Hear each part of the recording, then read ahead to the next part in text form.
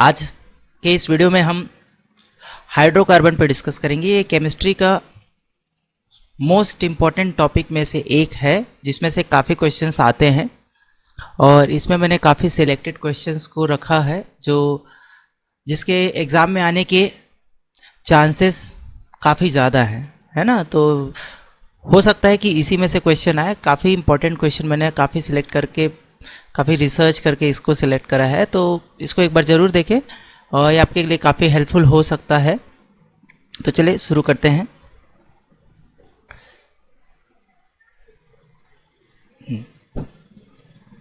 पहला क्वेश्चन है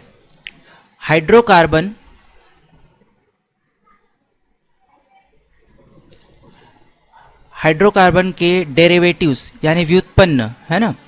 हाइड्रोकार्बन के डेरिवेटिव्स में से एक नहीं है। क्या है? नहीं है, हमें देखना है। तो यहाँ पर यह है एल्किल हेलाइड। ऑप्शन ए दिया हुआ है एल्किल हेलाइड।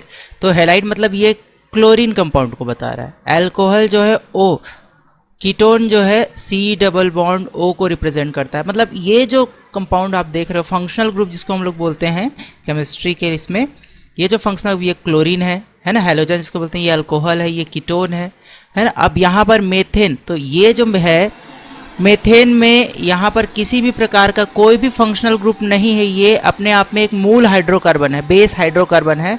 हाइड्रोकार्बन जिसे हम पैराफिन भी कहते हैं उसमें। तो इसका जो सही आंसर हो जाएगा, क्योंकि पूछा गया नहीं है ना डेरिवेटिव। ये तो सभी किससे? हाइड्रोकार्बन से बनते हैं। ये हैलोजन कंपाउंड के जुड़ने से, अल्कोहल कंपाउंड के जुड़ने से, ये कीटोन कंपाउंड के जुड़ने से बनता है, ठीक है। लेकिन मेथेन जो है अपने आप में ही एक हाइड्रोकार्बन है, ठीक है। ये किसी डेरिवेटिव्स नहीं है। तो इसका जो सही आंसर हो जाएगा ऑप्शन नंबर डी, मेथेन होगा। चलिए नेक्स्ट क्वेश्चन में चलते हैं। क्वेश्चन नंबर 2, पेट्रोलियम का मुख्य अंश किस प्रक्रिया द्वारा प्राप्त किया जाता है?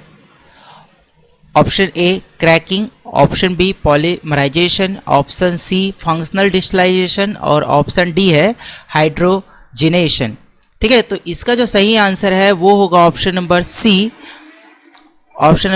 Functional distillization. फंक्शनल डिस्टिलाइजेशन का मतलब क्या हो रहा है? जो पेट्रोलियम जो होता है, पेट्रोलियम जो मटेरियल होता है जिसे हम क्रूड ऑयल कहते हैं, कच्चा तेल, है ना, उसको क्या किया जाता है? बड़े बड़े कंटेनर में उसे गर्म किया जाता है, ठीक है। क्या करते हैं? बड़े बड़े कंटेनर में उसको गर्म करते हैं, गर्म करके उसको अलग किया जाता है, ठीक है। क्या करते हैं? हम उसे अलग करते हैं, ठीक है। बॉयलर वगैरह होता है, उसमें अलग अलग बॉयलर में इसको अलग करते हैं और टेम्परेचर के अकॉर्डिंग इसको सेपरेट कर लिया जाता है, ठीक है। किसमें? गैस में, डीजल में, पेट्रोल में, है ना। ये अलग अलग जो है अंश जो होता है ना, जो भाग बोल रहे हैं हम लोग, पेट्रोल, गैस, डीजल, ये सारी चीज़ें, तो इन सब चीज़ में अलग करते हैं। तो इस प्रोसेस को हम क्या बोलते हैं? फ्रैक्शनल डिस्टिलाइजेशन। फ्रैक्शन मतलब तोड़ना, है ना। किस में तोड़ते हैं? गैस में, डीजल में, पेट्रोल में, ये सब चीज़ों में हम उसको क्या करते हैं? फ्रैक्शन में डिवाइड करते हैं। जो बड़े सिलेंडर जैसे जार में होता है, काफ़ी ऊंची ऊंची टंकियाँ होती है, उस पर हम उसको इस प्रोसेस को कंप्लीट करते हैं। तो इसे फ्रैक्शनल डिस्टिलाइजेशन कहते हैं। तो ऑप्शन सी हमारा सही आंसर हो जाएगा। चले क्वेश्चन नंबर 3, निम्नलिखित में से कौन सा डेरिवेटिव उच्च ताप पर क्रैकिंग से बनता है? उच्च ताप पर क्रैकिंग से बनता है। तो यहाँ पर हमारे पास जो ऑप्शन दिए हुए हैं वो है इथेन, इथिलीन, एथेनॉल, क्लोरोएथेनॉल और प्रोपेन। तो ये हमारे पास 4 ऑप्शन दिए हुए हैं। तो इसमें जो है क्या पूछा गया है? कौन सा डेरिवेटिव मतलब यही है हाइड्रोकार्बन का डेरिवेटिव मतलब ये तो नहीं होगा, क्योंकि अपने आप में क्या है? ये एक हाइड्रोकार्बन है, हमें डेरिवेटिव्स देखना है, ठीक है। क्लोरोएथेन ये डेरिवेटिव हो सकता है, ये हो सकता है। तो यहाँ पर जो मेन है आपका, तो क्रैकिंग मेथड में जो हाइड्रोकार्बन होते हैं वो ओलिफिन बनाते हैं। क्या बनाते हैं? ओलिफिन। किसका फॉर्मेशन करते हैं? ओलिफिन। तो ओलिफिन क्या होता है? ये डबल बॉन्ड वाले हाइड्रोकार्बन होते हैं, जैसे कि एथीन, प्रोपीन, या ट्रिपल बॉन्ड वाले प्रोपाइन, ये सारी चीज़ें एथाइन प्रोपाइन। तो इसका जो सही आंसर हो जाएगा वो हो जाएगा आपका ऑप्शन ए, एथीन। ठीक है, क्योंकि ये जो क्रैकिंग मेथड होता है इससे हाई टेम्परेचर पर जब हम इसे प्रोसेस कराते हैं तो ये छोटे छोटे मॉलिक्यूल्स जैसे कि एथीन, प्रोपीन, इन सब चीज़ों में क्या हो जाता है, ब्रेक हो जाता है, टूट जाता है। तो हमारा जो सही आंसर होगा वो होगा ऑप्शन नंबर ए। चलिए नेक्स्ट क्वेश्चन की ओर चलते हैं। क्वेश्चन नंबर 4, कोयला गैसीकरण या जिसे हम कोल गैसिफिकेशन कहते हैं से प्राप्त उत्पाद में मुख्यतः क्या होता है। तो कोल गैसिफिकेशन में जब हम कोयले को जलाते हैं तो उसमें मेन प्रोडक्ट क्या प्राप्त होता है। तो मेन प्रोडक्ट के फॉर्म में यहाँ पर क्या होता है, कार्बन मोनोऑक्साइड और हाइड्रोजन गैस प्राप्त होता है। क्योंकि ये जो दो गैस होते हैं, कार्बन मोनोऑक्साइड और हाइड्रोजन गैस, तो इससे एक कंपाउंड गैस बनता है जिसे हम क्या बोलते हैं, सीइंग गैस बोलते हैं। क्या बोलते हैं हम इसे, सीइंग गैस बोलते हैं, जो कार्बन डाइऑक्साइड के साथ में, कोयले कार्बन डाइऑक्साइड के साथ में क्या करता है, कोल को हाई टेम्परेचर और प्रेशर में रिएक्शन कराता है। मतलब ये कार्बन डाइऑक्साइड जो है इसके साथ में कोयले का क्या होता है, रिएक्शन होता है हाई टेम्परेचर और प्रेशर में। ठीक है, जिससे क्या बनता है, कार्बन मोनोऑक्साइड और हाइड्रोजन गैस बनता है जिसे हम सीइंग गैस कहते हैं।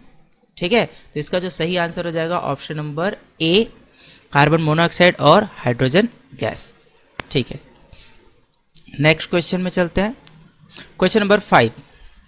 तो क्वेश्चन नंबर 5 है, पेट्रोकेमिकल में सबसे महत्वपूर्ण फीड स्टॉक क्या होता है ना। हमें देखना है फीड स्टॉक क्या होगा। तो भाई पेट्रोकेमिकल यानी कि पेट्रोलियम में जो केमिकल जो हम लोग बनाते हैं उसमें किससे बनता है। तो यहाँ पर जो है फीड स्टॉक क्या होगा, स्टॉक किसका रखते हैं हम लोग, क्रूड ऑयल का रखते हैं, है ना। कच्चे तेल का हम क्या करते हैं, फ्रैक्शनल करते हैं, तोड़ते हैं, तो हमें क्या क्या मिलता है, गैस मिलता है, पेट्रोल मिलता है जिसे गैसोलीन भी बोलते हैं, है ना, डीजल मिलता है और भी बहुत सारी चीज़ें मिलती हैं, प्रोपीन, एथिलीन, है ना, प्रोपिलीन, ये सभी क्या होते हैं, फ्रैक्शनल मेथड से बनता है, नैप्था वगैरह ये सब चीज़ें जो है इससे बनते हैं। ठीक है, क्रूड ऑयल से, कच्चा तेल के फ्रैक्शनल से। तो इसका आंसर हो जाएगा ऑप्शन नंबर बी। चलिए next question, question number 6, catalytic reforming एक प्रोसेस है ना। इसका मेन उद्देश्य क्या है पूछा गया। कैटेलिटिक रिफॉर्मिंग का जो प्रोसेस है उसका मेन ऑब्जेक्ट या उद्देश्य क्या है। तो इसका मेन ऑब्जेक्ट इसके लिए हमारे पास जो ऑप्शन है वो है, गैसोलीन में ऑक्टेन का नंबर बढ़ाना, कैरोसिन बनाना, डीजल का विस्कोसिटी कम करना, एलपीजी का उत्पादन करना। तो इसमें जो है हमारा जो सही आंसर होगा वो होगा गैसोलीन में, यानी कि गैसोलीन मतलब ये पेट्रोल की बात कर रहे हैं ना, गैसोलीन में ऑक्टेन का बढ़ना। ठीक है, ऑक्टेन जो होता है, जो ऑक्टेन होता है उसके नंबर को क्या करना है, बढ़ाना। क्यों, क्योंकि यहाँ पर जो स्ट्रेट चेन जो हाइड्रोकार्बन्स होते हैं, है ना, जो एक अरेंज होते हैं सीधा सीधा, जो सीधी लाइन में जो हाइड्रोकार्बन अरेंज होते हैं, स्ट्रेट लाइन हाइड्रोकार्बन, तो इसकी श्रृंखला क्या होती है, बढ़ती जाती है। इसको रीअरेंज करते हैं। ठीक है, तो रीअरेंज करने से क्या हो जाएगा, हाई ऑक्टेन क्या होते हैं, ब्रांच्ड बनते हैं या साइक्लिक कंपाउंड बनते हैं। जो स्ट्रेट लाइन में होते हैं वो क्या हो जाते हैं, साइक्लिक फॉर्म में बन जाते हैं।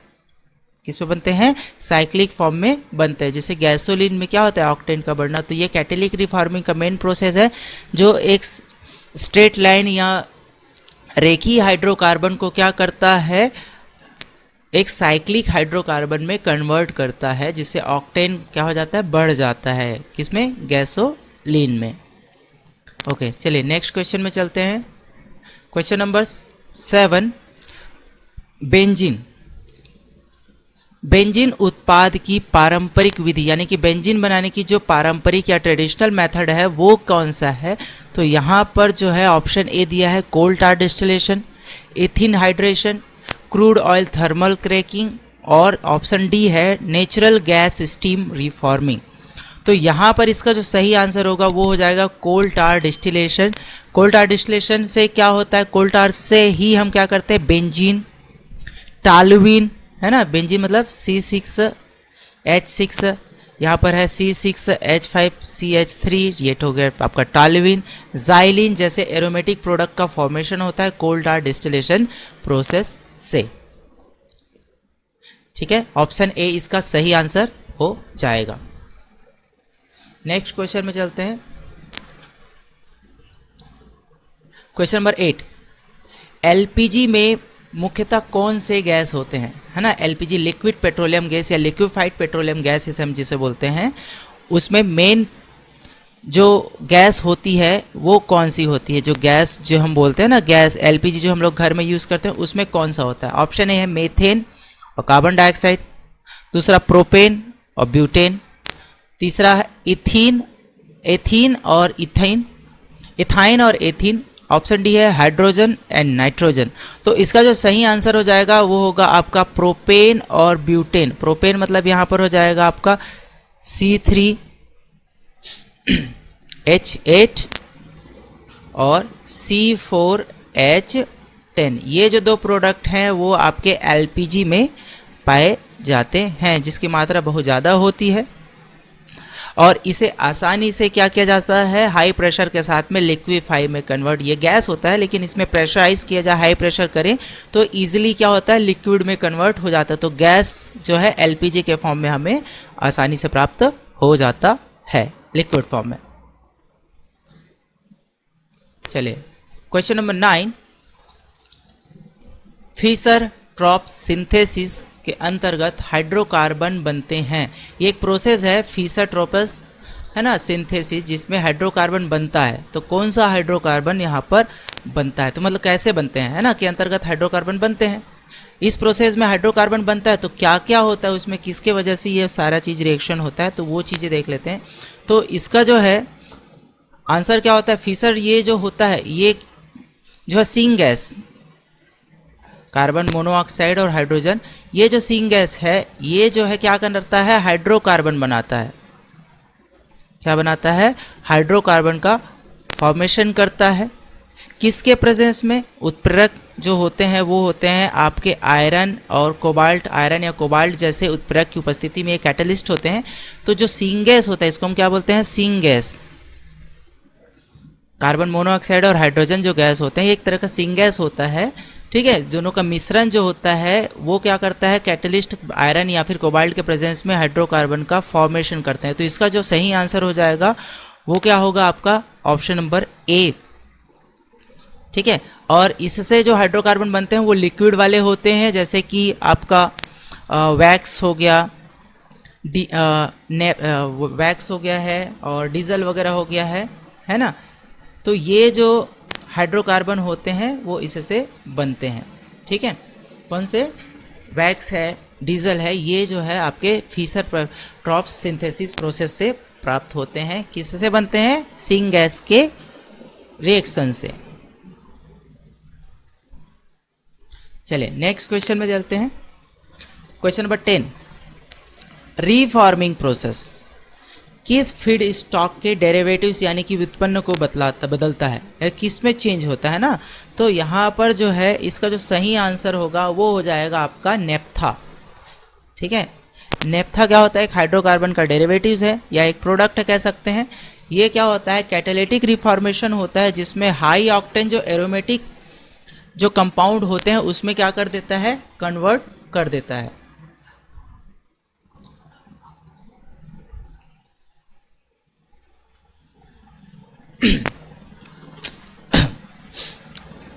क्या होता है इसमें, जो नेप्था होते हैं वो क्या करते हैं, जो हाई ऑक्टेन जो होते हैं, हाई ऑक्टेन एरोमेटिक कंपाउंड, है ना, AR एरोमेटिक कंपाउंड जो होते हैं उसमें क्या होता है, ये इसको कन्वर्ट करता है और जो फ्यूल जो बनता है उसके परफॉर्मेंस को क्या करता है, इंक्रीज करने का काम करता है ना। जो रिफॉर्मिंग प्रोसेस है उसका फीड स्टॉक के डेरिवेटिव उसको बदलता है, क्या बदलता है, नेप्था बदलता है। तो नेप्था बदलने का रीज़न क्या है, तो ये जो हाई ऑक्टेन जो एरोमेटिक कंपाउंड होते हैं उसमें कन्वर्ट कर देता है। और ये जो हाई ऑक्टेन एरोमेटिक कंपाउंड है वो क्या करता है, फ्यूल के परफॉर्मेंस को इंक्रीज करने का काम करता है। किससे होता है, ये नेप्था से होता है। तो ऑप्शन नंबर ए हमारा सही आंसर हो जाएगा। चलिए क्वेश्चन नंबर 11, क्वेश्चन नंबर 11 जो है वो है निम्नलिखित में से कौन सा एल्कीन है। क्या है? एल्कीन। तो यहाँ पर देख सकते हैं एल्कीन, एल्कीन। तो यहाँ पर ये जो है पीछे जो है प्रीफिक्स है ना, प्रीफिक्स जो है वो इन है। क्या है? इन, जो डबल बॉन्ड को रिप्रेजेंट करता है। ये एक तरह का ओलिफिन है। क्या है? ओलिफिन है। तो इसके लिए एकदम इजी तरीका है, ट्रिक है आप कह सकते हैं इसको आइडेंटिफाई करने का। जो ऑप्शन आपको दिए हुए हैं उसके एंड में है ना, जो भी सामने जो आपका मेन है ना, हाइड्रोकार्बन का नाम दिया हुआ है, उस पर अगर आप देखेंगे तो इन जिस पे पीछे लगा होगा ENE, वही जो है एल्कीन होगा। जैसे यहाँ पर एथेन है तो इसमें क्या है? N लगा हुआ है। क्या लगा है? N। तो ये जो है एल्कीन नहीं होगा, ये एल्केन है। क्या है? ये एल्केन है। एथीन, यहाँ पर इन लगा है तो ये हमारा आंसर होगा, है ना। एथीन, आइन है इस पर। क्या है? आइन, YNE, आइन। तो ये ट्रिपल बॉन्ड वाले कंपाउंड होते हैं, ये एथाइन हो गए, राइट। अब ये एथेन 1,2 डाइऑल, तो ये ऑल है तो ये अल्कोहल कंपाउंड को रिप्रेजेंट कर रहा है। ये डेरिवेटिव्स है तो ये भी नहीं होगा, ये भी नहीं होगा, पहला वाला तो होगा ही नहीं, ठीक है। तो ऑप्शन बी इसका सही आंसर है। क्यों? क्योंकि इसमें पीछे क्या है? इन लगा हुआ है। इसको आइडेंटिफाई करने का सबसे अच्छा तरीका ये है, ठीक है। चलिए नेक्स्ट क्वेश्चन में चलते हैं। ओके, रिफॉर्मिंग प्रोसेस में कैटलिस्ट आमतौर पर कौन सा होता है? रिफॉर्मिंग प्रोसेस में आमतौर पर कौन सा जो है कैटलिस्ट होता है? तो यहाँ पर जो है प्लेटिनम जो है, ऑप्शन ए जो है हमारा प्लेटिनम, ये सबसे ज़्यादा उपयोग किया जाता है। क्योंकि यहाँ पर जो कैटेलिटिक रिफॉर्मिंग जो प्रोसेस होती है उसमें हाई ऑक्टेन एरोमेटिक बनाते हैं, है ना। क्या बनाते हैं? हाई ऑक्टेन एरोमेटिक कंपाउंड का फॉर्मेशन होता है। इसके लिए हम प्लेटिनम या रेहनियम जैसे कैटलिस्ट का उपयोग करते हैं, जो उसे काफ़ी अच्छा तरीके से इसको क्या करता है? कैटलाइज करने में हेल्प करता है। Next question, question number 13, thermal cracking से प्रोडक्ट, यहाँ पर थोड़ा स्पेलिंग गड़बड़ हो गया है, ये हो जाएगा आपका प्रोडक्ट, कौन सा बनता है ना। थर्मल क्रैकिंग से प्रोडक्ट क्या बनता है भैया? हमारा फाइनल प्रोडक्ट क्या बनता है वो चीज़ें हम देखना है थर्मल क्रैकिंग मेथड से। तो ऑप्शन ए है methane, option B benzene, option C propylene, option D है एथेनॉल। तो यहाँ पर जो है क्या बनता है? क्या बनता है? प्रोपिलीन बनता है। क्या बनता है? प्रोपिलीन बनता है। प्रोपिलीन जो है एक तरह का ओलिफिन होता है जो हाई टेम्परेचर क्रैकिंग से बनता है ना। ये एक तरह का क्या है? ओलिफिन है। ये डबल बॉन्ड वाले कंपाउंड होते हैं, डबल बॉन्ड वाले कंपाउंड होते हैं जो हाई टेम्परेचर क्रैकिंग से बनते हैं। इसका जो फॉर्मूला होता है वो होता है, प्रोपेन है मतलब 3 कार्बन है, C3H6, C3H6। तो हम इसको लिख सकते हैं CH3, ये हो जाएगा आपका CH 2 3 4 और ये हो जाएगा आपका CH2। तो ये हो जाएगा आपका प्रोपेलीन। इसको यहाँ पर भी कर सकते हैं तो हाइड्रोजन उस तरफ शिफ्ट हो जाएगा, ठीक है। तो ये हो जाएगा आपका प्रोपेलीन। ऑप्शन नंबर सी इसका सही आंसर होगा। चलिए क्वेश्चन नंबर 14 क्या कहता है? निम्नलिखित में से कौन सा अनुपूरक ट्रीटमेंट या रिफनिंग में प्रयोग नहीं होता है? तो भाई यहाँ पर हमारे पास 4 ऑप्शन है, डी सल्फराइजेशन, डी प्रोपेनाइजेशन, सी डिस्टिलेशन और जो डी है वो है डिहाइड्रेशन या डिहाइड्रेशन। तो यहाँ पर सही आंसर क्या होगा तो देख लेते हैं भाई। तो यहाँ पर जो है आपका डिहाइड्रेशन, डिस्टिलाइजेशन, डीप्रोपेनाइजेशन और डीसल्फराइजेशन जो है दिया हुआ है। तो नॉर्मली हम क्या करते हैं? डिहाइड्रेशन जो होता है ना, डिहाइड्रेशन एक तरह का कंपार्टमेंट प्रोसेस है या कम्प्लीमेंट प्रोसेस होता है जो रिफाइन साइकिल में जनरली यूज़ किया जाता है, ठीक है। क्या किया जाता है? जनरली यूज़ किया जाता है।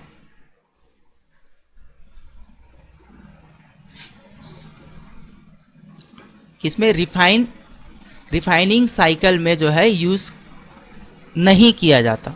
ठीक है, सॉरी मैंने किया जाता बोल दिया था, क्वेश्चन में नहीं किया जाता पूछा गया ना। तो क्या होता है, ये जनरली यूज़ नहीं किया जाता। ये 3 प्रोसेस का यहाँ पर जो है यूज़ किया जाता है। तो मैं थोड़ा इसको इस बारे में बता देता हूँ कैसे यूज़ किया जाता है। तो ज़्यादातर जो है यहाँ पर जैसे डीसल्फराइजेशन है, तो डीसल्फराइजेशन का यूज़ जो है सल्फ़र और हाइड्रोजन को हटाने में किया जाता है ना। और प्रोपीन को अलग करने में जो है डीप्रोपेनाइजेशन का, डी मतलब बाहर निकालना, सीधा सीधा डी मतलब बाहर निकालना, ठीक है, इसको बाहर निकालने में किया जाता है। और जैसे पानी है, डिस्टिलाइजेशन है, तो पानी है या अम्ल है उसको कम करने के लिए जो है डिस्टिलाइजेशन या आइसोमराइजेशन का हम या क्या करते हैं, यूज़ करते हैं, आइसोमराइजेशन। ठीक है, तो ये जो 3 प्रोसेस होते हैं इनका यूज़ तो हम क्या करते हैं, रिफाइनिंग में करते हैं, कम्प्लीमेंट ट्रीटमेंट के लिए किया जाता है, बट डिहाइड्रोजिनेशन प्रोसेस का उपयोग यहाँ पर नहीं किया जाता। तो इसका सही आंसर हो जाएगा आपका ऑप्शन नंबर डी, डिहाइड्रेशन। क्या होगा, डिहाइड्रेशन।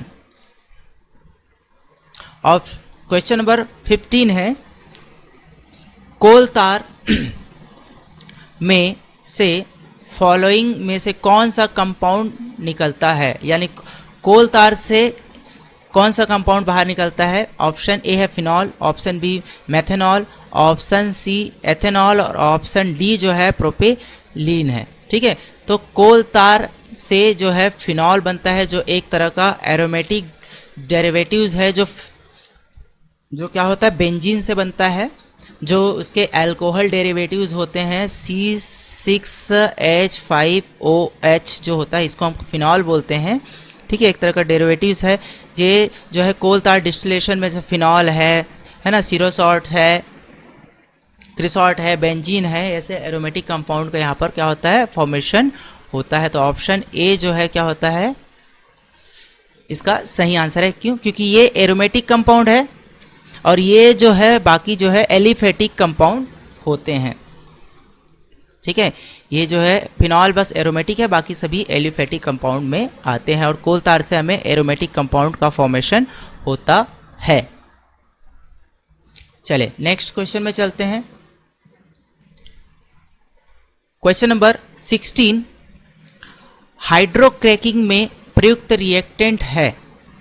हाइड्रोक्रैकिंग में प्रयुक्त रिएक्टेंट है, क्या है। ऑप्शन ए जो है वो है हाइड्रोजन प्लस हेवी ऑयल, दूसरा oxygen plus natural gas, option C steam plus coal, option D nitrogen plus kerosene. तो यहाँ पर इसका जो सही आंसर होगा वो हो जाएगा आपका हाइड्रोजन और हैवी ऑयल। क्यों, क्योंकि हाइड्रोजन और हैवी ऑयल इसलिए क्योंकि हैवी ऑयल को हम क्या करते हैं, हाई प्रेशर पर हाइड्रोजन के प्रेजेंस में हम उसको क्रैकिंग करते हैं। ठीक है, जिससे वहाँ पर हाइड्रोजनेशन कर इसको क्या करते हैं, छोटे छोटे हाइड्रोकार्बन्स में कन्वर्ट किया जाता है। ठीक है, क्या क्या करते हैं हम लोग, जो हैवी ऑयल होते हैं उसको हाइड्रोजन के साथ में रिएक्ट कराते हैं। ठीक है, रिएक्ट कराएंगे तो यहाँ पर उसकी क्रैकिंग होगी, हाइड्रोजनेशन होगा, और जो हैवी ऑयल है वो किस में, छोटे छोटे हाइड्रोकार्बन्स में क्या होते हैं, चेंज होते हैं, कन्वर्ट होते हैं। तो इसका जो सही आंसर है वो हो जाएगा आपका option number A, hydrogen and heavy oil. चलिए नेक्स्ट क्वेश्चन में चलते हैं। वीडियो थोड़ा लंबा हो सकता है, क्योंकि मैं कोशिश कर रहा हूँ कि आप लोगों को बेहतर तरीके से इसको समझा पाऊँ ताकि आप इसे एक ही बार में अच्छे से समझ पाएँ। ठीक है, तो आप लोग वीडियो पूरा देखें, क्योंकि मैं काफ़ी अच्छे अच्छे क्वेश्चन आप लोगों के लिए सिलेक्ट करके लाया हूँ और ये इसके एग्ज़ाम में 100% पूछे जाने के संभावनाएं हैं। ठीक है,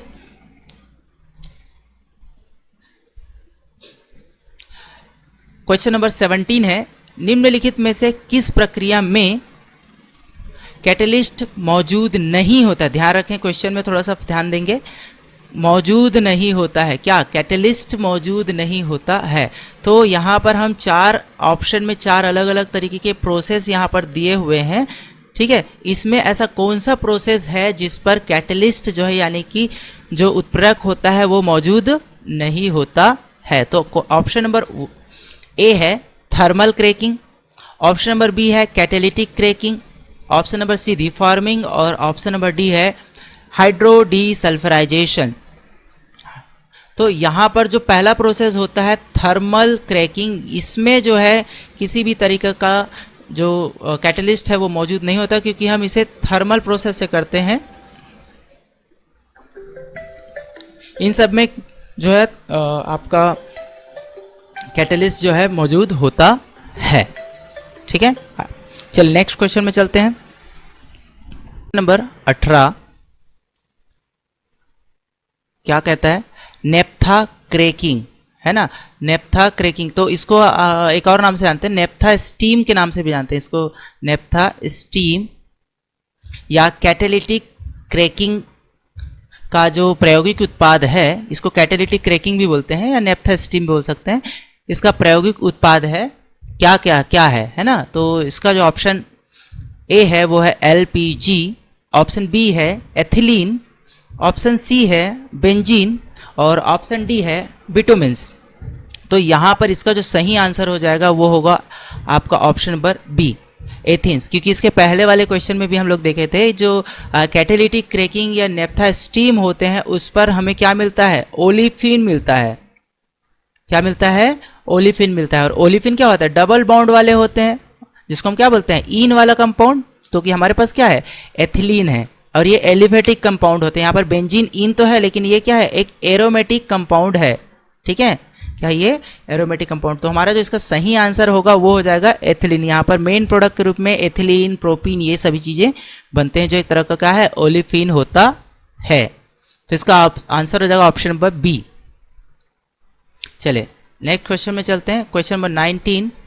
क्वेश्चन नंबर 19 है कोल पेट्रोलॉजी में कोल की क्लासिफिकेशन किसके आधार पर होती है? ठीक है, कोल पेट्रोलॉजी, यहाँ पर कोल पेट्रोलियम जो होता है उसकी स्टडी में अगर हम देखें तो उसका जो क्लासिफिकेशन है वो किसके बेस पे होता है?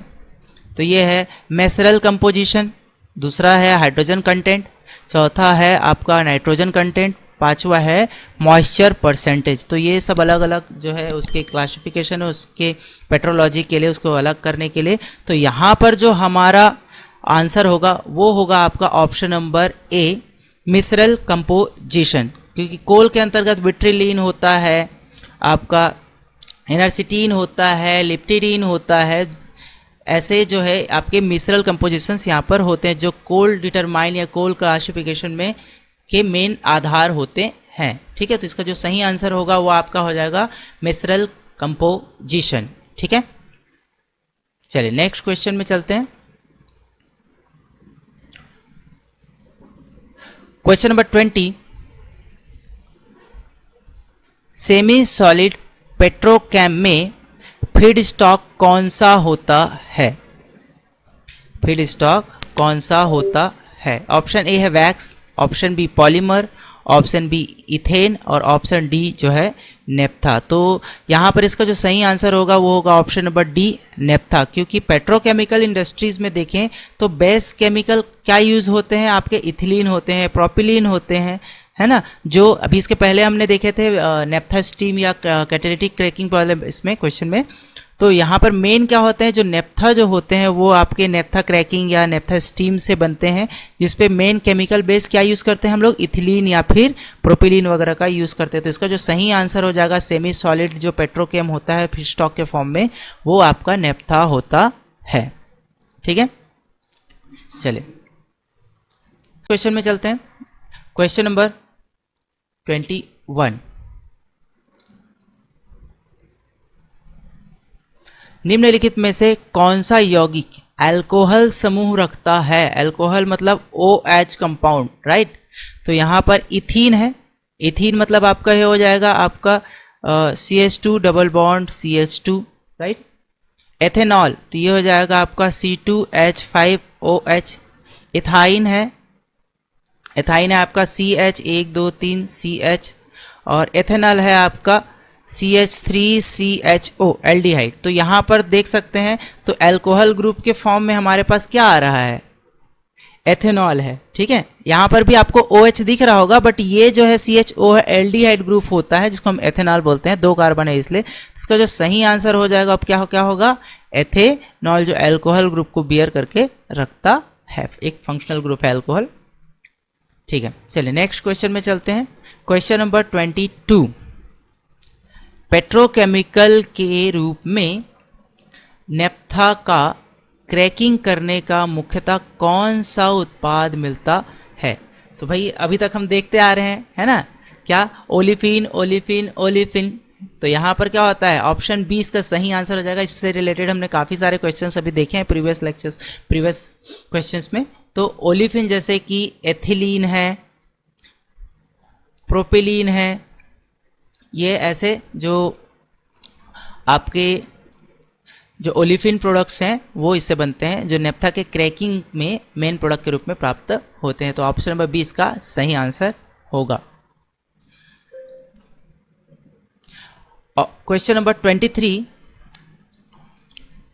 नीचे दिए गए में से कौन सा हाइड्रोकार्बन है? हमें हाइड्रोकार्बन बताना है, ठीक है। तो यहाँ पर ये एल्कोहल, तो ये एल्कोहल जो है एक फंक्शनल ग्रुप है। कीटोन, कीटोन एक फंक्शनल ग्रुप है। कीटोन क्या है, एक फंक्शनल ग्रुप है। कीटोन जो है एक फंक्शनल ग्रुप है। एल्केन, एल्केन जो है एक हाइड्रोकार्बन है, और एस्टर जो है क्या होता है, एक फंक्शनल ग्रुप होता है, ठीक है। तो यहाँ पर हमारा जो सही आंसर होगा वो क्या होगा, option number C, alkane. Alkane जो है एक फंक्शनल ग्रुप होता है, जो एक तरह का पैराफिन होता है, ठीक है। प्राइमरी हाइड्रोकार्बन जिसपे या पैराफिन बोल सकते हैं, ये सैचुरेटेड हाइड्रोकार्बन की कैटेगरी में आता है। चलिए नेक्स्ट क्वेश्चन में चलते हैं।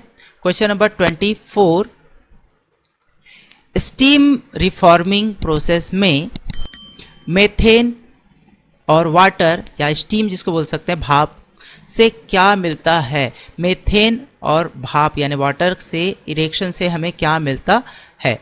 तो इसका जो आंसर हो जाएगा वो होगा आपका सीन गैस। क्या होगा, सीन गैस, क्योंकि मेथेन में क्या है, कार्बन कंपाउंड है, स्टीम वाटर में H2O है ना, ये हो जाएगा आपका CH4 और ये हो जाएगा आपका वाटर, ठीक है। तो इसको रिएक्शन कराते हैं तो यहाँ पर ये इसके साथ में रिएक्ट करता है, ठीक है। क्या बनेगा, यहाँ पर 3H2 मिलेगा और यहाँ पर एक CO बनता है। तो हाइड्रोजन और कार्बन मोनोऑक्साइड का जो कंपाउंड होता है उसको हम क्या बोलते हैं, सीन गैस बोलते हैं, ठीक है। तो इसका जो सही आंसर होगा वो क्या हो जाएगा, option number B, syn gas. Question number 25, निम्नलिखित में से कौन सा प्रक्रिया कच्चे तेल में सल्फर को हटाने के लिए उपयोगी होता है? कच्चे तेल में सल्फर को हटाने के लिए उपयोग होता है। Option A desulphurisation, B isomerisation, option C polymerisation और ऑप्शन डी है फ्रैक्शनल डिस्टिलेशन, फ्रैक्शनल डिस्टिलेशन। तो यहाँ पर जो है सल्फर कंटेंट को हटाने की बात की जा रही है। तो यहाँ पर डी मतलब क्या होता है, हटाना, किसको, सल्फर को, और यहाँ पर राइजेशन एक प्रक्रिया है। तो यहाँ पर इसमें क्लियर हो जाता है कि सल्फर को हटाने के लिए हम क्या करते हैं, सल्फराइजेशन का उपयोग किया जाता है, डीसल्फराइजेशन का। आइसोमराइजेशन में हम एसिड वगैरह को या फिर वाटर मॉलिक्यूल्स को हटाते हैं। पॉलीमर जो है एक तरह का प्रोसेस है जो पॉलीमराइजेशन में हेल्प करता है, पॉलीमर बनाने में। फ्रैक्शनल डिस्टिलेशन में हम किसी कंपाउंड को उसके स्मॉल पार्टिकल्स में तोड़ने के लिए इसका उपयोग किया जाता है। तो हमारा जो सही आंसर होगा सल्फर को हटाने के लिए ऑप्शन ए डीसल्फराइजेशन प्रोसेस का उपयोग किया जाता है। चलिए क्वेश्चन नंबर 26, कोल लिक्विफेक्शन का उद्देश्य क्या है? कोल लिक्विफेक्शन का जो मेन उद्देश्य है वो क्या है? तो यहाँ पर ऑप्शन ए है कोल का लिक्विड फ्यूल में कन्वर्ट करना, लिक्विड फ्यूल में कन्वर्ट करना। ऑप्शन बी कोल में नमी निकालना। ऑप्शन सी कोल की पटलता बढ़ाना, क्वालिटी बढ़ाना होगा ये, है ना। कोल से स्टीम बनाना, ठीक है। तो ऑप्शन डी जो है कोल से स्टीम बढ़ाना। तो इसका जो सही आंसर है वो हो जाएगा आपका ऑप्शन नंबर ए, कोल को लिक्विड फ्यूल में कन्वर्ट करना या परिवर्तित करना। तो क्यों कन्वर्ट किया जाता है? तो कन्वर्ट करने के मेन पीछे के रीज़न ये है कि यहाँ पर कोयले और हाइड्रोजन को हम क्या करते हैं, हाई प्रेशर में या फिर लिक्विड फ्यूल जैसे कि डीजल है, पेट्रोल है, ऐसे कंपाउंड बनाए जाते हैं। और ये जो है हम किस में बनाते हैं? आपका फिशर और ट्रॉपस, जो हमने शुरुआत में जो क्वेश्चन देखे थे वो इसी से रिलेटेड था। ठीक है, तो जो ये जो है आपका ट्रॉपस,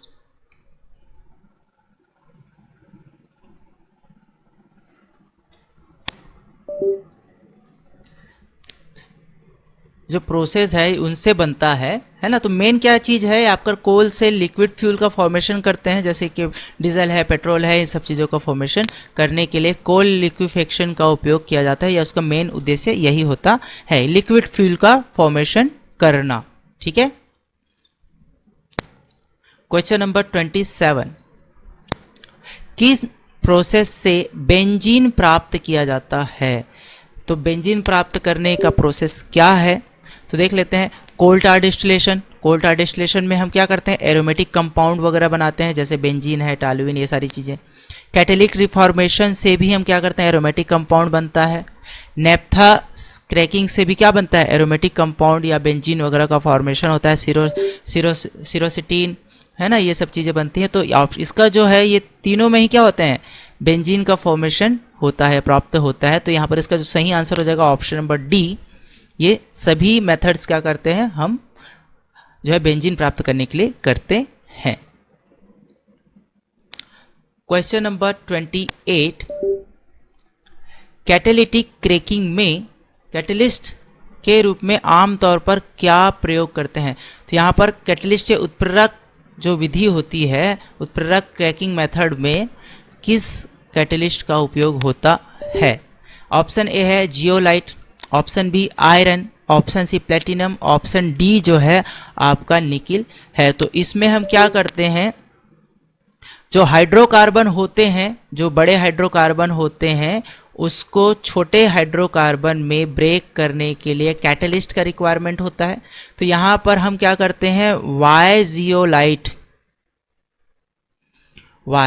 जियोलाइट जैसे कैटलिस्ट का उपयोग करते हैं, जो हाई ऑक्टेन को क्या करते हैं, तोड़ने में हेल्प करता है, और ये स्मॉल ऑक्टेन या हाइड्रोकार्बन का फॉर्मेशन में हेल्प करता है। तो इसका जो सही आंसर हो जाएगा वो होगा आपका जियोलाइट। इसमें हम स्पेसिफिक नेम है इसका, वाई जियोलाइट जो है हाइड्रोकार्बन का हम कैटलिस्ट का यूज़ करते हैं कैटेलिटिक क्रैकिंग मेथड में। क्वेश्चन नंबर 29 है कोल गैसिफिकेशन। इससे रिलेटेड एक और क्वेश्चन हम पहले भी देख चुके हैं। कोल गैसिफिकेशन में निम्नलिखित में से कौन सी प्रक्रिया नहीं होती है? इसमें कौन सा प्रोसेस नहीं होता है ये पूछा गया है। तो ऑप्शन ए है partial oxidation, option B pyrolysis, option C complete combustion, और ऑप्शन डी है स्टीम रिफॉर्मिंग। तो कोल गैसिफिकेशन में यहाँ पर जो है हम कंप्लीट कंबस्टन का जो है उपयोग नहीं करते हैं, क्योंकि यहाँ पर पार्शियल ऑक्सीडेशन, स्टीम है ना, ये सिंक गैस को उत्पन्न करने में हेल्प करता है। ठीक है, पैरोलिसिस होता है, स्टीम रिफॉर्मेशन होता है, लेकिन कंप्लीट कंबस्टन जो है इसमें उपयोग नहीं किया जाता। ठीक है, इसको याद रखेंगे, कंप्लीट कंबस्टन जो है कोल गैसिफिकेशन में उपयोग में लाया नहीं जाता।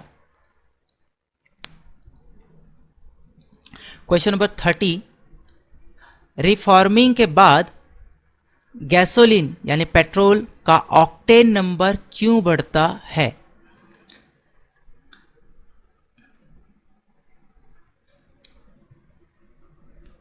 क्यों बढ़ता है?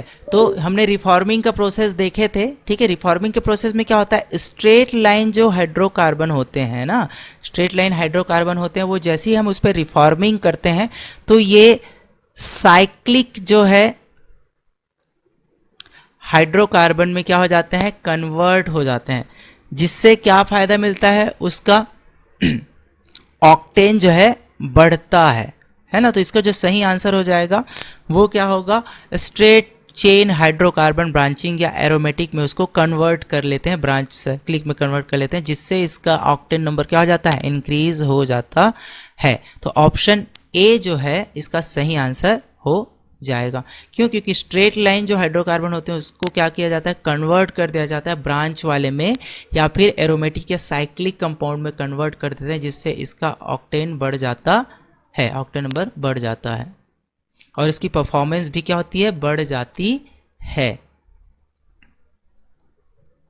चलिए क्वेश्चन नंबर 31, पेट्रोकेमिकल रिएक्शन जैसे नेप्था को स्टीम क्रैकिंग से एथिलीन और बेंजीन हाई टेम्परेचर पर कैटलिस्ट के बिना बनाया, इस प्रोसेस या किस प्रकार का प्रोसेस है। मतलब क्या क्वेश्चन ये बोल रहा है कि नेप्था को स्टीम क्रैकिंग से बनाया गया है, किससे, एथिलीन और बेंजीन को हाई टेम्परेचर और कैटलिस्ट यानी उत्प्रेरक की उपस्थिति के बिना। तो ये किस प्रकार का प्रोसेस है ये पूछा गया है। तो यहाँ पर जो है ऑप्शन ए दिया है पायरोलिसिस, ऑप्शन डी है catalytic cracking, option D hydro cracking और ऑप्शन डी है रिफॉर्मिंग। तो यहाँ पर रिफॉर्मिंग में भी कैटेलिस्ट, यहाँ पर क्या बोला है, कैटेलिस्ट बिना उत्प्रेरक के बनाने की बात की गई है। तो रिफॉर्मिंग में भी हम कैटेलिस्ट का उपयोग करते हैं, हाइड्रो क्रैकिंग में भी रिफॉर्मिंग का अपने कैटेलिस्ट का उपयोग होता है। कैटेलिटिक में तो कैटेलिटिक तो वर्ड ही है, तो इसमें भी कैटेलिस्ट का हम क्या करते हैं, उपयोग करते हैं, है ना। तो ऑप्शन ए जो है हमारा सही आंसर होगा।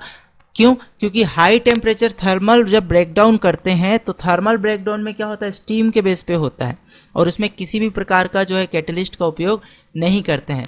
ऐसा करने से हमें क्या मिलता है, एथिलीन और बेंजीन जैसे ओलिफिन हमें प्राप्त होते हैं। ठीक है, तो पायरोलिसिस जो प्रोसेस होता है इससे हमें क्या प्राप्त होता है, आपका नेप्था प्राप्त होता है, जो स्टीम क्रैकिंग से बेंजीन या एथिलीन के हाई टेम्परेचर पर विदाउट कैटलिस्ट जो है रिएक्शन करने से प्राप्त होता है। Question number 32, Fischer Tropsch synthesis में उपयुक्त कैटलिस्ट कौन सा है और इसका लक्ष्य क्या है या उद्देश्य क्या है इसको यूज करने का। तो यहाँ पर जो है ऑप्शन ए दिया हुआ है कोबाल्ट आयरन कैटलिस्ट, ये हाई मॉलिक्यूलर वेट हाइड्रोकार्बन वाले होते हैं। दूसरा है प्लेटिनम कैटलिस्ट, इसका काम क्या है, हाई ऑक्टेन एरोमेटिक कंपाउंड में। जियोलाइट कैटलिस्ट ये एलपीजी में यूज़ होता है और निकिल कैटलिस्ट ये एथिलीन में यूज़ होता है, इससे एथिलीन बनता है। तो इसका जो मेन हमारा है फिशर ट्रॉप्स सिंथेसिस में ये क्या होता है, आपका जो है हाई मॉलिक्यूलर वेट वाले जो हाइड्रोकार्बन होते हैं इसको ब्रेक डाउन करने के लिए उपयोग में लाया जाता है। तो हमारा जो ऑप्शन ए है वो है कोबाल्ट और आयरन, ये जो कैटलिस्ट होते हैं वो जो है फिशर ट्रॉप्स सिंथेसिस में यूज़ में लाए जाते हैं। इससे क्या होता है, हाई मॉलिक्यूलर वेट वाले जो हाइड्रोकार्बन होते हैं उसको स्मॉल मॉलिक्यूल्स वाले हाइड्रोकार्बन में कन्वर्ट किया जाता है।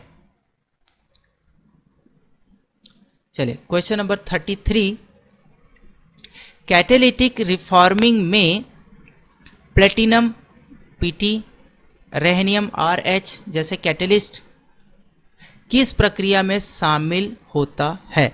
तो यहाँ पर जो है प्रोसेस पूछा गया है, किस प्रोसेस में हम इन कैटेलिटिक एजेंट या कैटलिस्ट का उपयोग करते हैं। तो हम इसको पहले भी देख चुके हैं, यहाँ पर एरोमेटिक वाले कंपाउंड का फॉर्मेशन करने में जो है आप ये कैटेलिटिक रिफॉर्मेशन में प्लेटिनम या रेहनियम जैसे कैटलिस्ट का उपयोग करते हैं। तो यहाँ पर जो है आपका डिहाइड्रोजनेशन और एरोमेटाइजेशन जैसे प्रोसेस में हम इसका उपयोग करते हैं। क्योंकि रिफॉर्मेशन क्या होता है, रिफॉर्मिंग प्रोसेस में क्या होता है, जो पैराफिन होते हैं, जो लीनियर पैराफिन जो होते हैं, पैराफिन होते हैं, जैसे स्ट्रेट लाइन जो पैराफिन होते हैं, स्ट्रेट लाइन पैराफिन जो होते हैं वो चेन सिस्टम में जो हाइड्रोकार्बन होते हैं ये रीअरेंज होंगे। क्या होंगे, रीअरेंज होंगे। रीअरेंज होने के बाद क्या होता है, ये एरोमेटिक कंपाउंड जैसे कि टालविन है, बेंजीन है, ये सारे कंपाउंड बनाते हैं। तो ये जो रीअरेंज होने के लिए जो कैटलिस्ट का रिक्वायरमेंट होता है वो होता है आपका प्लेटिनम और रेहनियम, जो इसको क्या करते हैं, रिफॉर्मेशन में हेल्प करता है।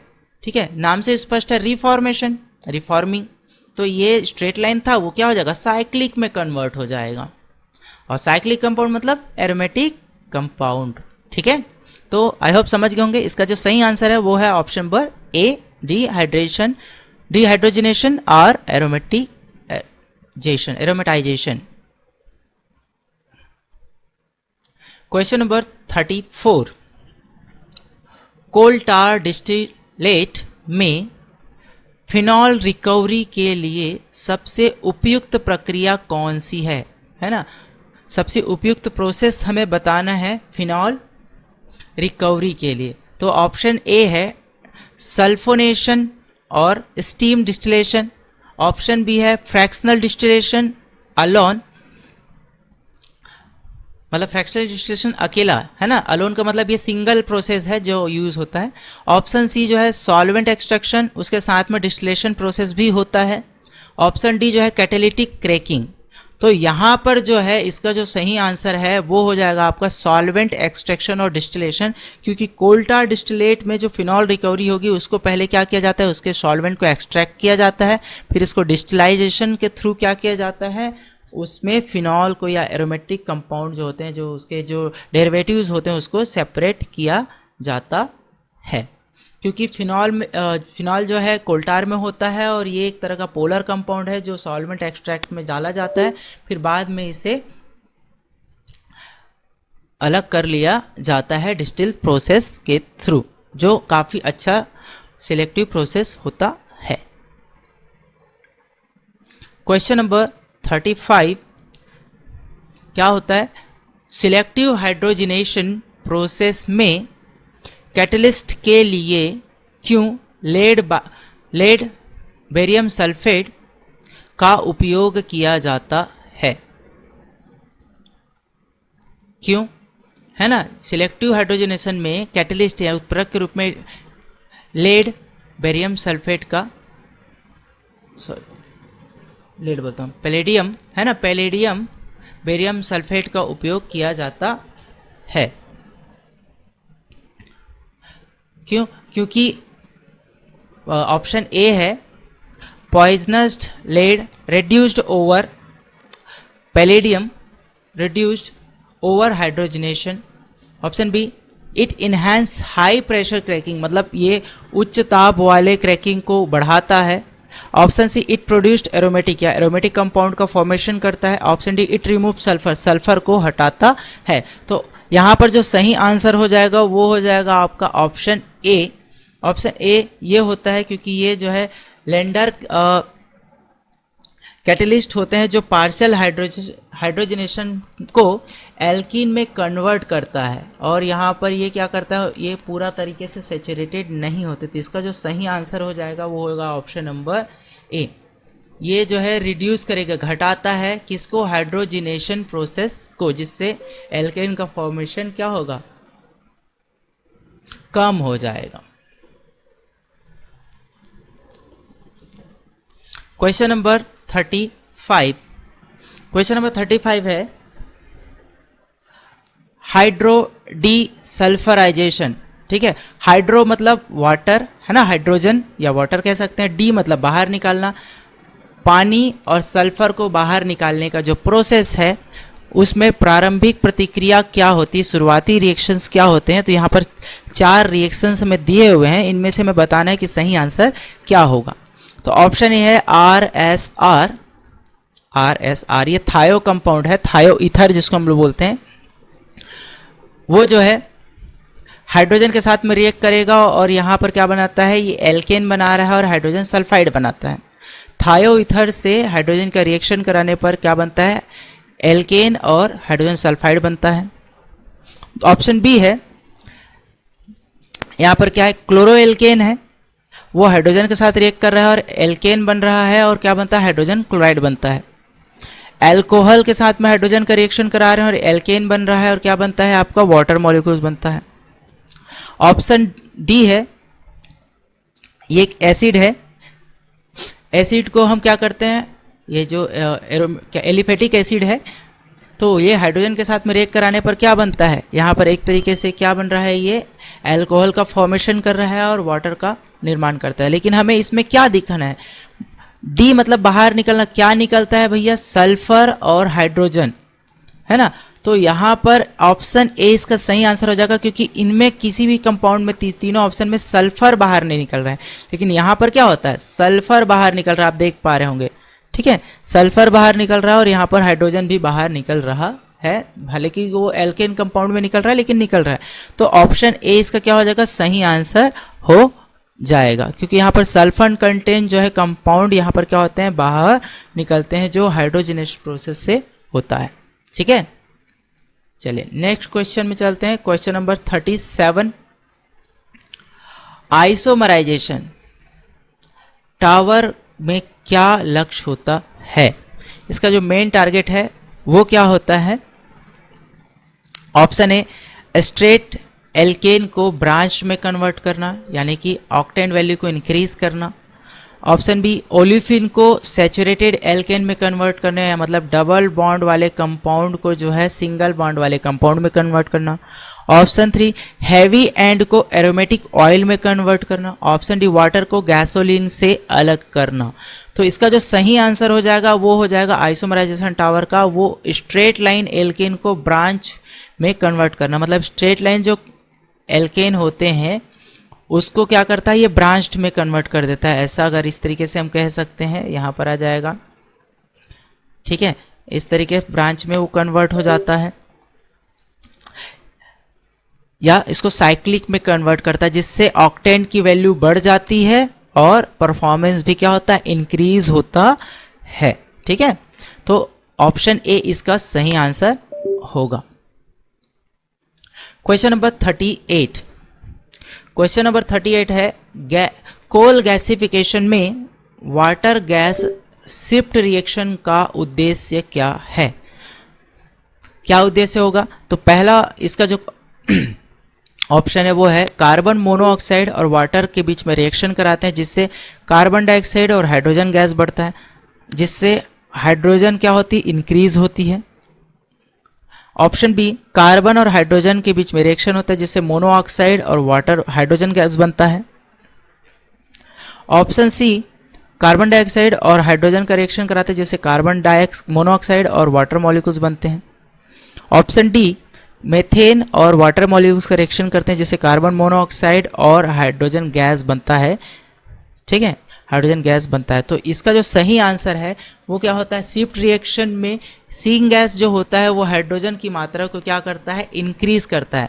ठीक है, सिंग गैस क्या करता है, हाइड्रोजन की मात्रा को इंक्रीज करता है, जिससे हाइड्रोप्रोसेस्ड फ्यूल बनना आसान हो जाता है। तो यहाँ पर जो ऑप्शन ए है, जो हाइड्रोजन को क्या कर रहा है, इस इंक्रीज कर रहा है, तो इसका सही आंसर क्या हो जाएगा आपका, ऑप्शन ए हो जाएगा, क्योंकि सिंग गैस में क्या होता है, हाइड्रोजन की मात्रा बढ़ती है, जो क्या होता है, हाइड्रो प्रोसेस्ड फ्यूल जो होते हैं उसकी परफॉर्मेंस को क्या करता है, बढ़ा देता है, उसे बनाना आसान करता है। क्वेश्चन नंबर 39, क्वेश्चन नंबर 39 है, steam cracking versus catalytic cracking में मेन अंतर क्या है?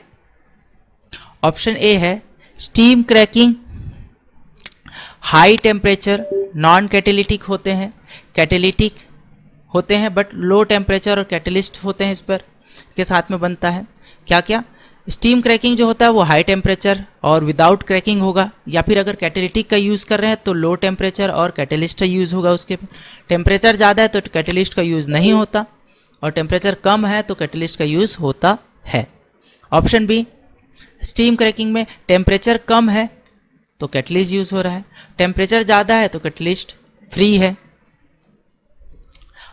ऑप्शन सी, दोनों में कोई कैटलिस्ट नहीं होते।